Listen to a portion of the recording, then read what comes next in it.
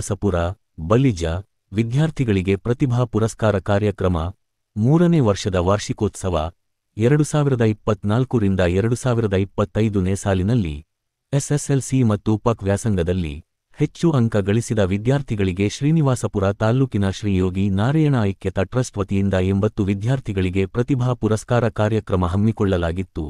ಶ್ರೀನಿವಾಸಪುರ ಪಟ್ಟಣದ ಎನ್ಜಿ ರಸ್ತೆಯ ಶ್ರೀ ಮಾರುತಿ ಭವನದಲ್ಲಿ ಈ ಪ್ರತಿಭಾ ಪುರಸ್ಕಾರ ಕಾರ್ಯಕ್ರಮಕ್ಕೆ ಆಂಧ್ರ ಪ್ರದೇಶದ ಪಲಮನೇರ್ ತಾಲ್ಲೂಕು, ಕರ್ನಾಟಕ, ಆಂಧ್ರ, ತಮಿಳುನಾಡಿನ ಬಲಿಜ ಜನಾಂಗದ ಜನರಿಗೂ ಇತರೆ ಜನಾಂಗದವರಿಗೆ ಸಹಕಾರ ನೀಡುತ್ತಾ ಬಂದಿದ್ದಾರೆ.